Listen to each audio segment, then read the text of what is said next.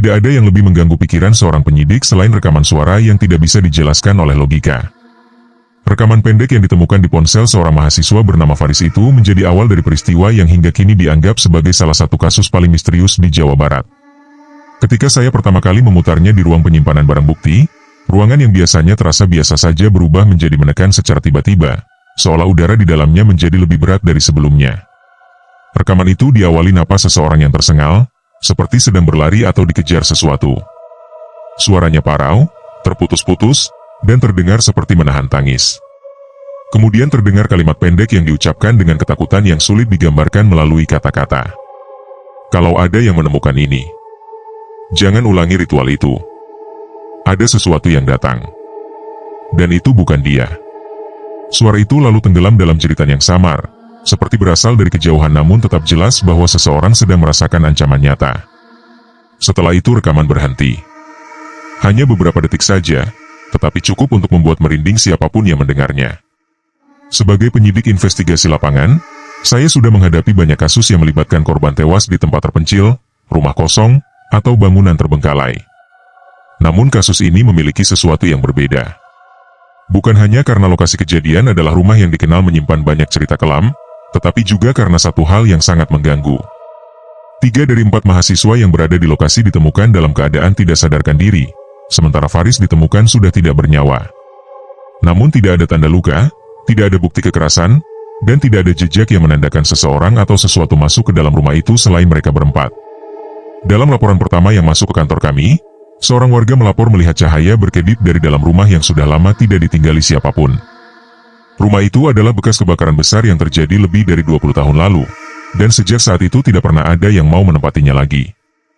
Warga sekitar percaya rumah itu membawa sial.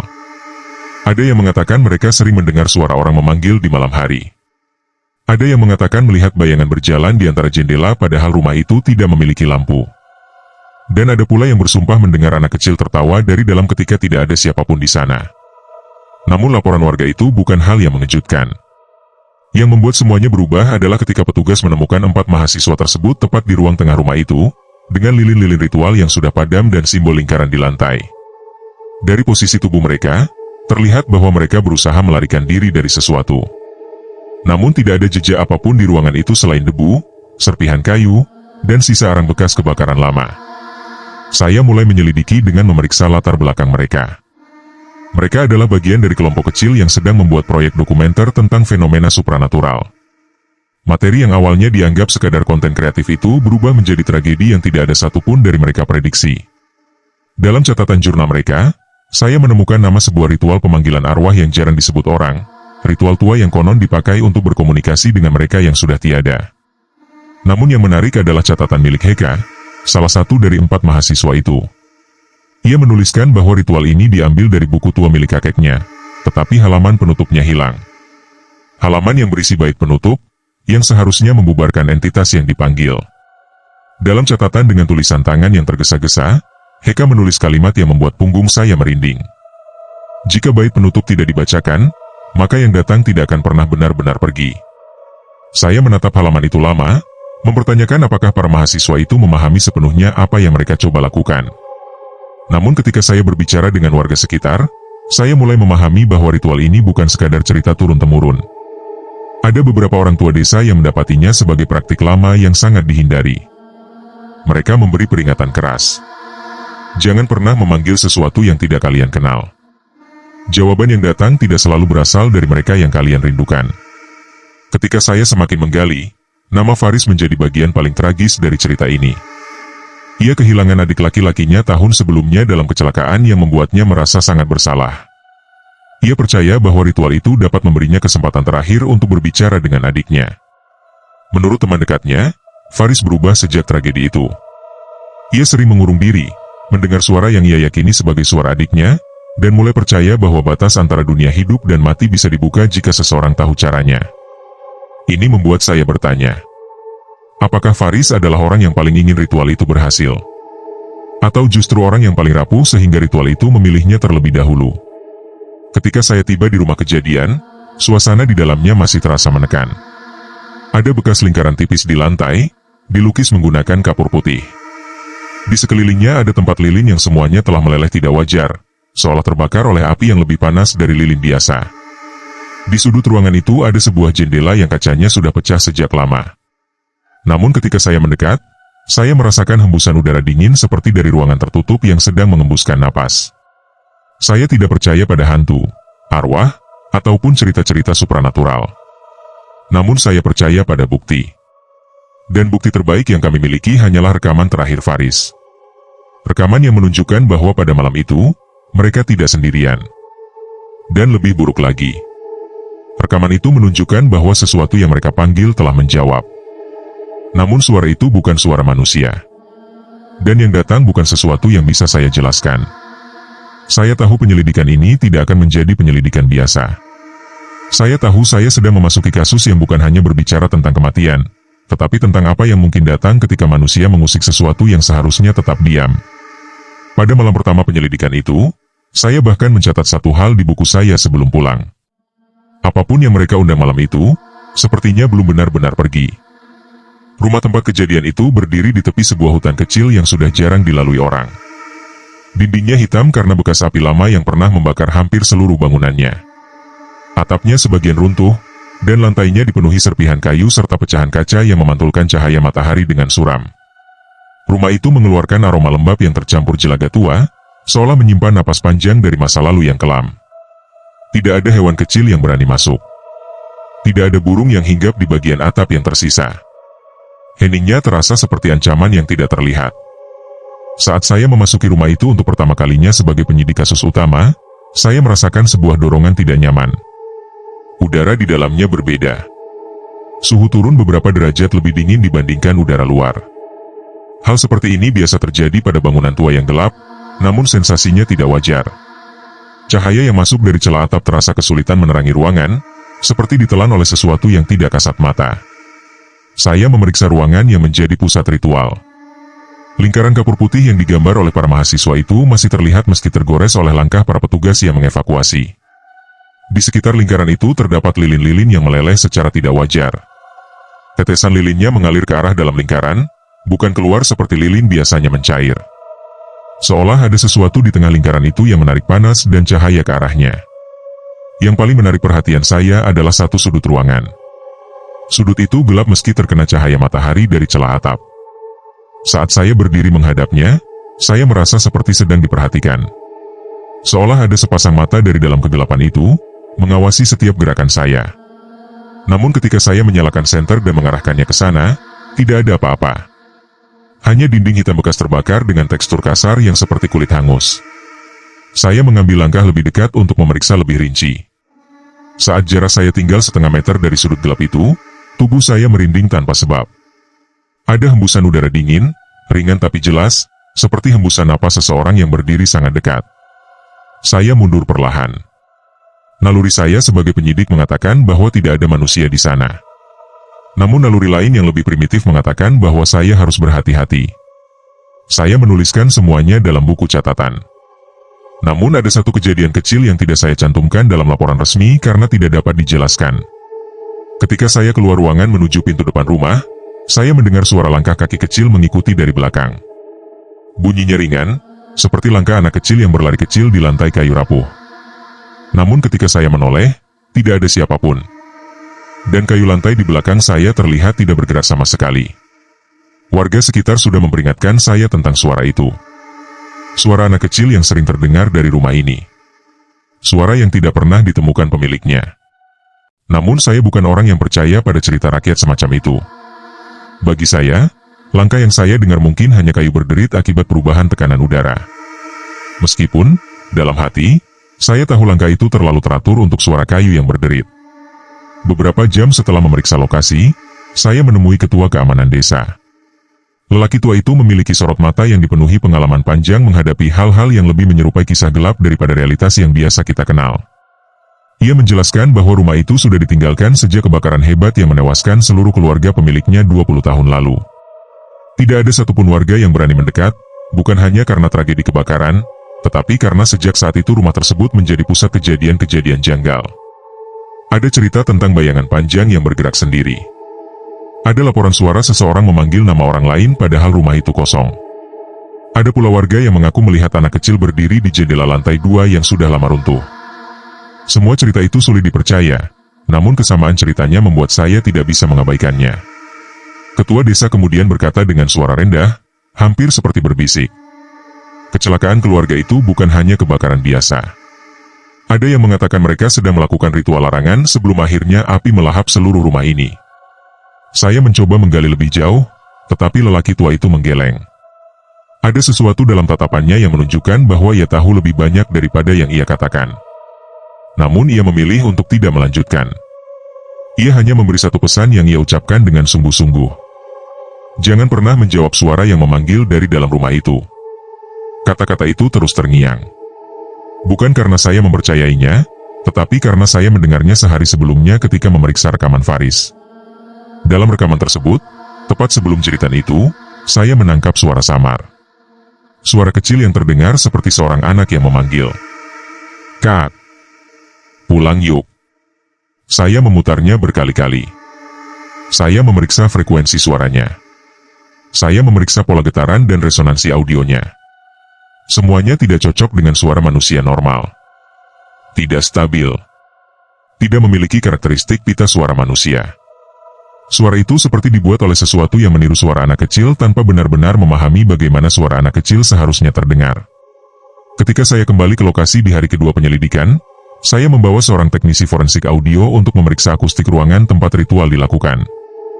Ia memasang beberapa alat untuk mendeteksi pantulan suara. Namun hal aneh terjadi.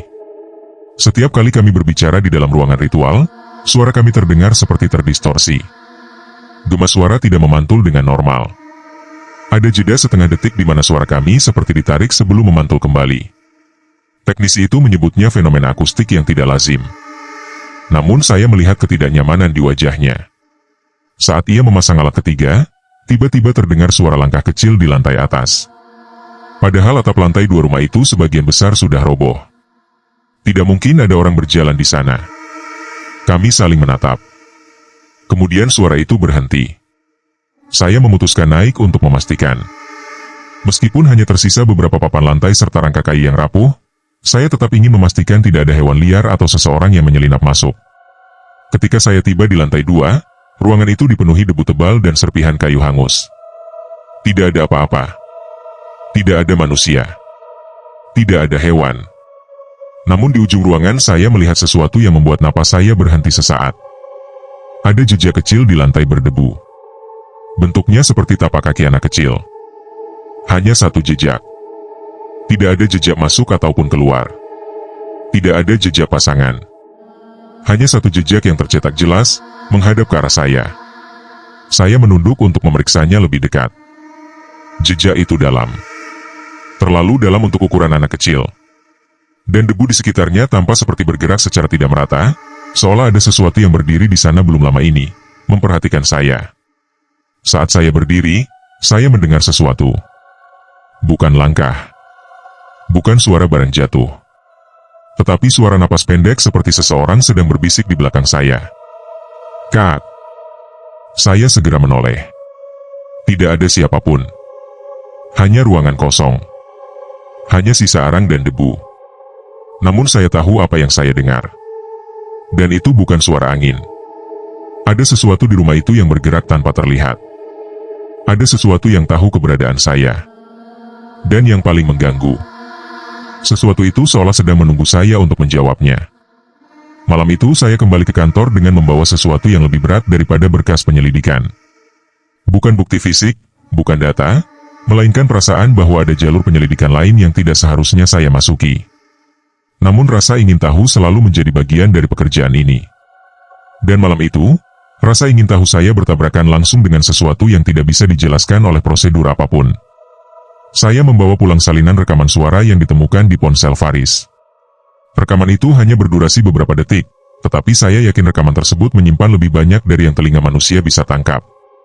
Maka saya memutarnya berulang kali, dengan volume rendah, di ruangan kantor yang hanya diterangi satu lampu meja. Pada pemutaran ketujuh, saya menyadari adanya lapisan suara lain yang hampir tidak terdengar. Suara itu berada di latar belakang, seperti gema yang menempel pada setiap kata Faris. Suara itu bukan suara manusia. Terlalu rendah, Terlalu berat, seperti suara seseorang yang berbicara dari balik dinding tebal atau dari bawah tanah. Saya mencoba memperhatikan pola suaranya, namun yang saya dapatkan hanya serpihan kata yang tidak beraturan. Namun ada satu bagian yang membuat darah saya terasa membeku. Tepat pada detik terakhir rekaman, setelah jeritan samar itu, terdengar bisikan kecil. Pelan sekali. Jika saya tidak memutarnya dengan teliti, saya mungkin tidak menangkapnya. Bisikan itu berbunyi sangat jelas saat didengarkan berkali-kali. Aku lihat kamu. Kalimat itu diucapkan dengan nada datar, tidak penuh emosi, tidak marah, tidak sedih. Hanya seperti pernyataan. Namun justru karena itu, kalimat itu terasa lebih menakutkan. Seolah sosok yang berbicara sadar bahwa ia sedang memperhatikan seseorang. Dan ia ingin orang itu tahu. Saya menunduk, memejamkan mata sejenak, mencoba mengabaikan bayangan tidak masuk akal yang mulai mengganggu pikiran saya. Dalam pekerjaan ini, kita harus memisahkan fakta dari imajinasi. Namun rekaman itu tidak memberikan ruang untuk penjelasan mudah. Saya memutuskan untuk menemui dua mahasiswa yang selamat dari ritual itu. Mereka kini berada di rumah sakit, belum sepenuhnya sadar pada hari pertama penyelidikan, namun pada hari kedua mereka mulai bisa memberikan sedikit informasi. Saya mulai menemui Dini terlebih dahulu. Gadis itu tampak pucat, tubuhnya gemetar meski ruangan tidak dingin. Tatapannya kosong, namun ketika melihat saya, ia seperti memaksa diri untuk kembali ke dunia nyata. Saya memperkenalkan diri sebagai penyidik utama dan mulai menanyakan apa yang ia ingat. Dini menarik napas dalam, mencoba mengingat runtutan kejadian. Kami masuk rumah itu sekitar jam 8 malam. Dedi menyiapkan kamera. Heka membawa buku itu. Dan Faris, dia hanya duduk diam sejak awal. Seperti orang yang sedang memikirkan sesuatu yang sangat berat. Suaranya bergetar. Saya menunggu dengan tenang. Ritualnya awalnya tidak terjadi apa-apa. Lilin menyala stabil. Kami membaca mantra itu sama-sama. Lalu tiba-tiba satu lilin padam. Kami pikir itu angin. Tapi tidak ada angin malam itu. Jendela tertutup semua. Ia berhenti sebentar, memejamkan mata. Saya memperhatikan jemarinya yang meremas selimut. Setelah lilin padam, saya mendengar suara anak kecil. Suara itu memanggil. Tapi ketika saya melihat ke arah sumber suara, tidak ada siapapun. Tidak ada. Tapi suara itu jelas.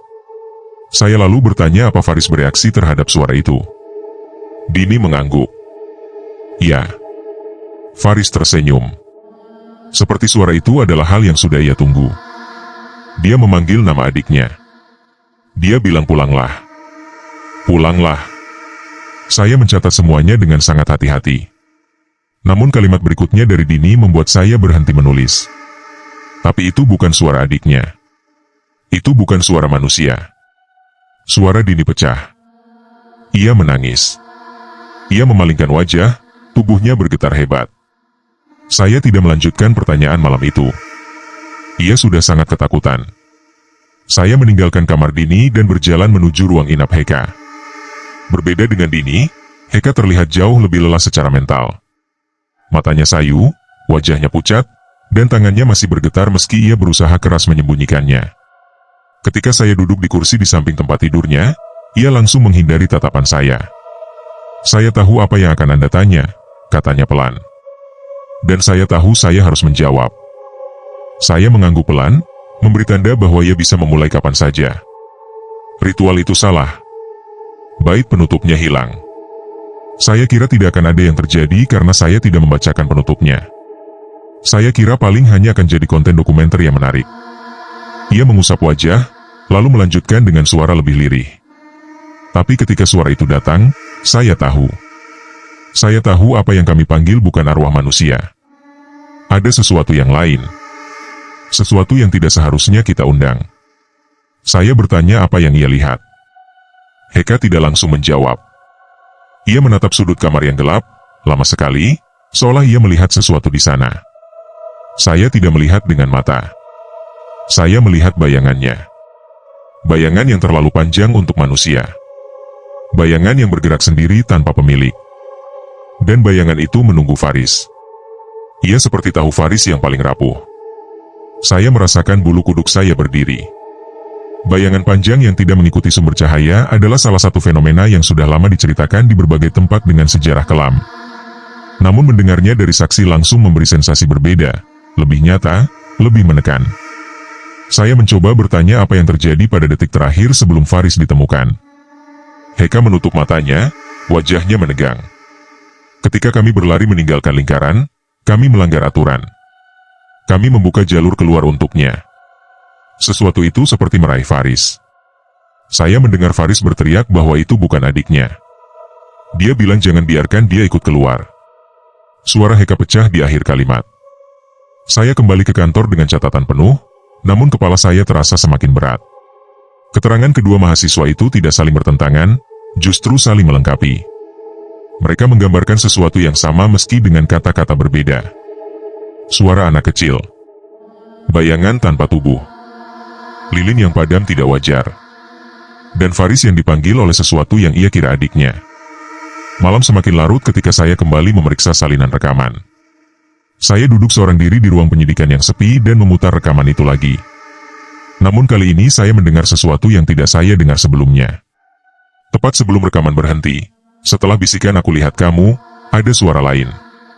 Suara seperti seseorang menarik napas panjang dan berat. Seperti napas seseorang yang berdiri tepat di belakang saya. Saya mematikan rekaman dalam sekejap dan menoleh. Tidak ada siapapun di ruangan itu. Namun udara di belakang saya terasa lebih dingin daripada sebelumnya. Begitu dingin hingga napas saya sendiri terlihat tipis di udara. Saya menyadari satu hal. Rekaman itu bukan hanya merekam suara. Rekaman itu seperti membawa sesuatu bersamanya. Sesuatu yang menempel, mengikuti, dan tidak pergi meski sumbernya sudah lama tiada. Dan saya baru saja membuka jalur lain tanpa saya sadari. Sejak malam ketika saya mendengar napas asing dalam rekaman itu, saya mulai merasa diawasi. Awalnya saya mencoba mengabaikannya. Sebagai penyidik, rasa tidak nyaman sering muncul saat menangani kasus berat. Pikiran mudah terpengaruh oleh kelelahan dan tekanan emosional. Namun kali ini, sensasinya berbeda. Terlalu nyata. Terlalu dekat. Pada pagi hari berikutnya, saya menuju kembali ke lokasi rumah terbakar untuk pemeriksaan lanjutan. Matahari bersinar cukup terik, namun begitu saya melangkah ke dalam rumah itu, kedinginan yang sama seperti sebelumnya menyambut saya. Suhu turun drastis seperti rumah itu menolak cahaya dari luar. Sebagian petugas yang saya bawa menolak masuk terlalu jauh, dan saya tidak bisa menyalahkan mereka. Bangunan itu mengeluarkan aura yang membuat siapapun ingin cepat pergi. Saya kembali ke ruang tengah, tempat lingkaran ritual dibuat. Di lantai, saya melihat bekas kapur ritual yang awalnya terlihat pudar kini tampak lebih kusut. Garis lingkaran terputus di beberapa bagian, namun justru bagian dalamnya tampak lebih jelas, seolah ada sesuatu yang menggores ulang simbol-simbol itu dengan kuku atau dengan sesuatu yang lebih tajam. Padahal tidak ada petugas yang menyentuh lingkaran itu sejak kemarin. Saya mengambil foto dan mencatat perubahan tersebut. Lalu saya memperhatikan tepi lingkaran. Ada goresan panjang yang tampak seperti cakaran. Goresan itu tidak lurus, melainkan melengkung dengan pola yang mengikuti bentuk lingkaran ritual. Dan yang paling mengganggu, goresan itu tidak tampak acak. Ada pola tertentu. Pola yang terlihat seperti tangan yang berusaha masuk ke dalam lingkaran dari luar. Saat saya berdiri di sana, udara di sekitar saya tiba-tiba berubah. Saya merasakan hembusan angin dingin menyapu belakang leher saya, seolah seseorang berdiri tepat di belakang saya dan menghembuskan napasnya perlahan. Saya menegang, memaksa diri untuk tidak menoleh sembarangan. Karena saya tahu, apapun yang ada di belakang saya, bukan manusia. Ketika saya akhirnya memberanikan diri berbalik, ruangan kosong seperti sebelumnya. Namun salah satu lilin yang semula padam, kini terlihat seperti baru saja menyala beberapa detik lalu. Lilinnya masih mengeluarkan asap kecil, tipis, yang naik lurus ke udara. Saya tahu tidak ada yang menyalakan lilin itu. Tidak ada siapapun di ruangan tersebut selain saya. Saya memutuskan untuk keluar sebelum pikiran saya terperangkap terlalu dalam suasana rumah itu. Namun ketika saya hendak melangkah keluar pintu depan, mata saya menangkap sesuatu yang baru. Di dinding kayu dekat pintu masuk, terdapat simbol samar. Simbol itu terlihat seperti ukiran arang yang digores menggunakan benda tajam. Bentuknya menyerupai huruf kuno, melengkung panjang, dengan garis yang melintang di tengah. Saya mencoba memotretnya, namun saat saya mendekat, saya merasakan lantai di bawah kaki saya bergetar sangat ringan. Kemudian terdengar suara kecil. Suara yang sudah saya dengar berkali-kali, namun setiap kali itu terjadi, ketakutannya tetap sama. Kak! Suaranya lebih dekat kali ini. Jauh lebih dekat. Seperti berasal dari belakang dinding tipis itu. Saya mundur perlahan. Simbol goresan di dinding tampak semakin jelas. Lalu saya melihat sesuatu yang benar-benar membuat napas saya tertahan. Di bagian bawah simbol, ada tetesan cairan yang mengalir tipis. Warnanya hitam pekat. Ketika saya menyentuh ujung tetesan itu dengan sarung tangan, cairan itu terasa seperti minyak. Namun aromanya berbeda. Aromanya mirip kayu terbakar yang sudah lama mati.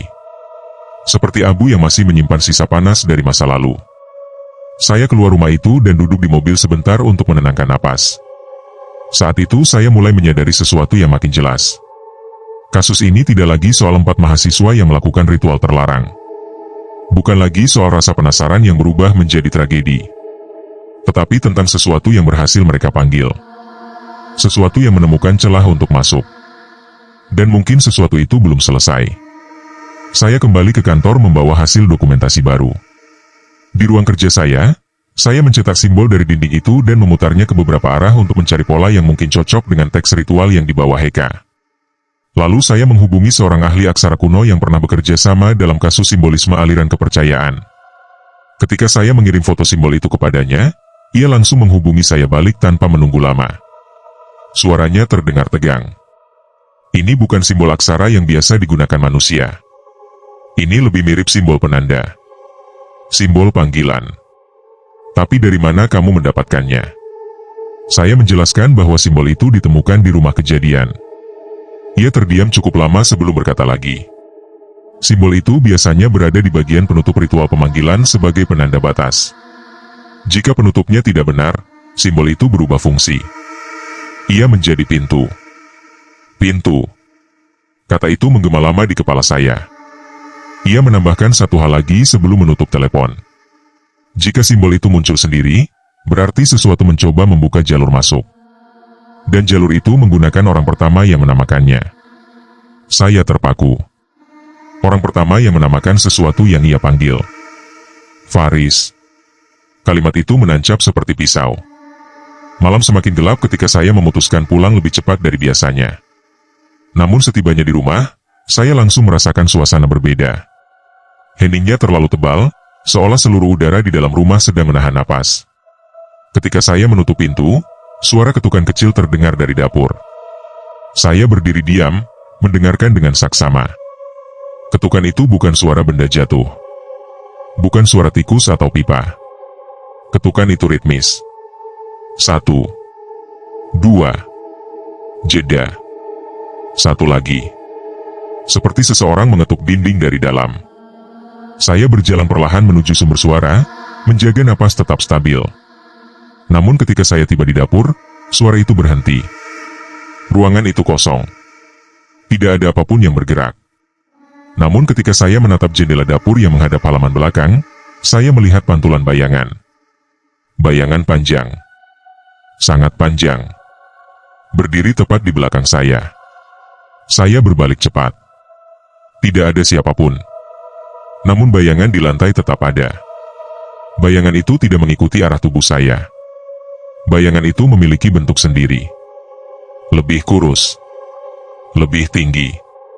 Dan bergerak perlahan seperti sedang mencoba mendekati saya. Saya mundur dan menabrak meja. Saat itu bayangan itu berhenti bergerak. Namun saya mendengar suara yang sangat pelan. Suara yang sama. Suara yang sudah saya dengar di rekaman dan di rumah terbakar. Kak, aku lihat kamu. Saya meraih senter dan menyorot lantai.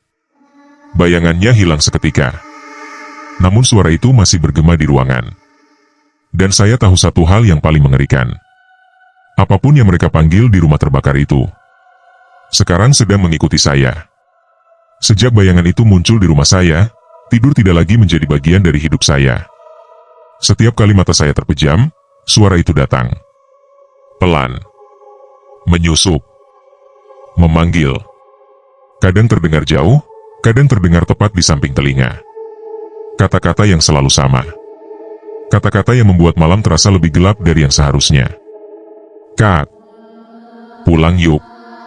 Saya mencoba menolak membiarkan rasa takut menguasai. Namun saat saya membuka mata dan melihat bayangan itu berdiri di sudut kamar, tanpa tubuh, tanpa wujud, hanya gerakan samar yang melengkung seperti kabut hitam, saya tahu saya tidak punya banyak waktu sebelum sesuatu yang lebih buruk terjadi. Saya memutuskan kembali ke rumah terbakar itu. Bukan sebagai penyidik. Bukan untuk mencari bukti. Tetapi untuk mencari penutup. Bait penutup yang tidak pernah dibacakan oleh para mahasiswa itu. Saya membawa buku ritual milik Heka yang telah diserahkan pada saya untuk dianalisis. Lembar terakhirnya robek. Namun saya berharap di rumah itu, di tengah reruntuhan yang menyimpan rahasia masa lalu, saya bisa menemukan sisanya. Saya tiba menjelang senja. Cahaya kuning matahari menyelinap masuk melalui pepohonan. Namun begitu saya melangkah ke halaman rumah itu, cahaya terasa meredup. Seolah rumah itu menyedot terang dari alam, menyisakan dunia dalam warna abu-abu yang mematikan. Daun yang seharusnya bergerak tertiup angin justru terasa kaku. Hening. Mati. Pintu rumah itu terbuka sedikit, padahal sebelumnya tertutup rapat. Saya merasakannya seolah rumah itu memang sedang menunggu saya sejak tadi.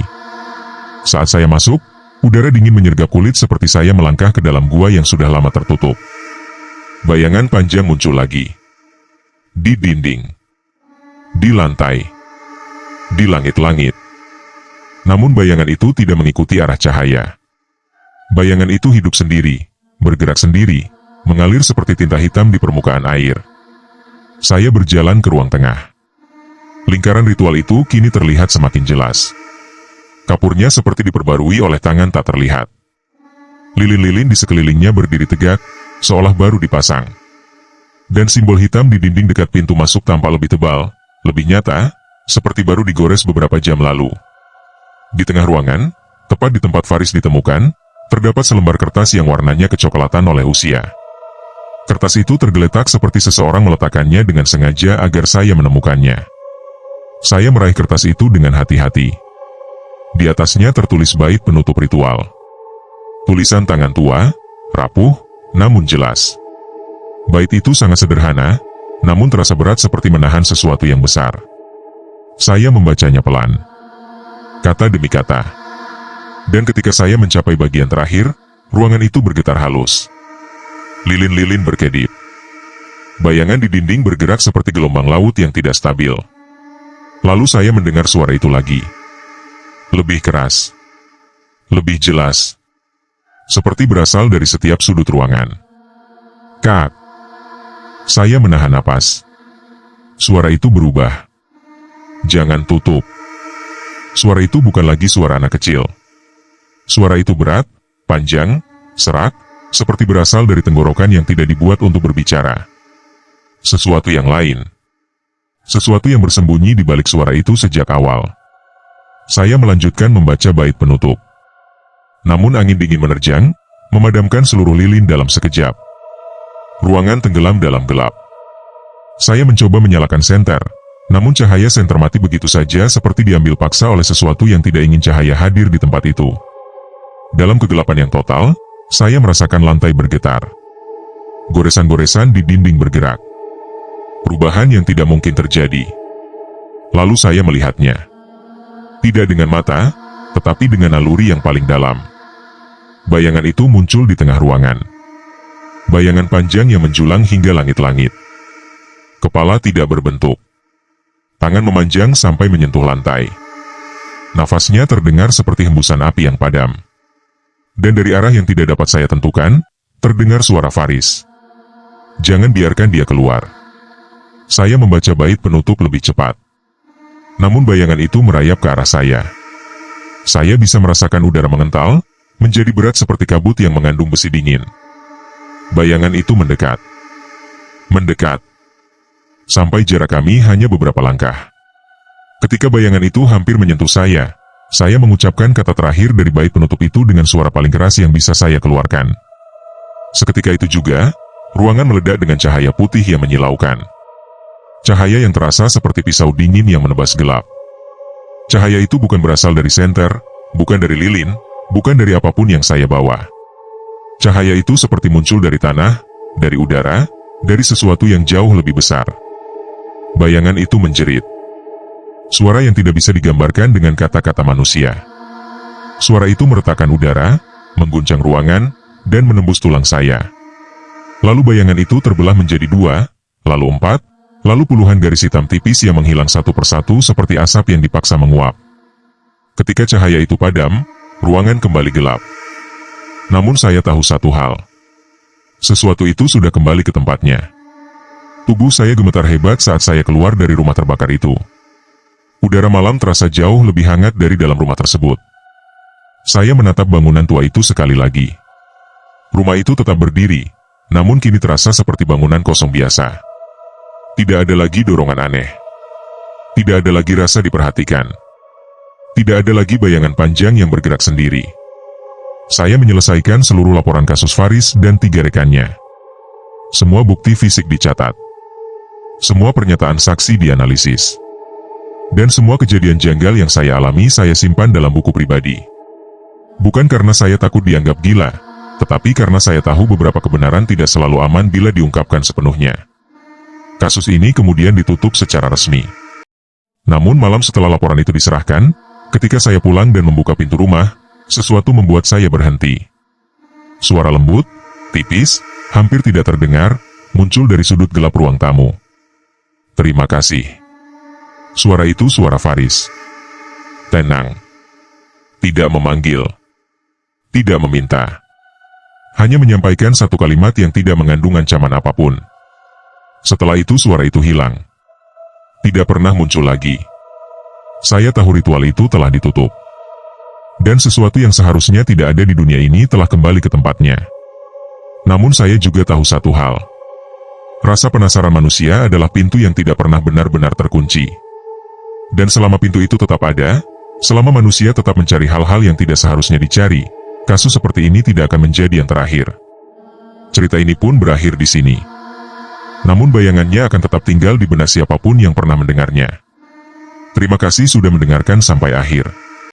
Jika kalian merasa cerita ini menarik, jangan lupa tinggalkan komentar, tekan tombol like, dan subscribe untuk mendukung cerita-cerita horor investigasi lainnya. Sampai bertemu di kisah berikutnya. Tetap waspada terhadap suara yang memanggil dari kegelapan.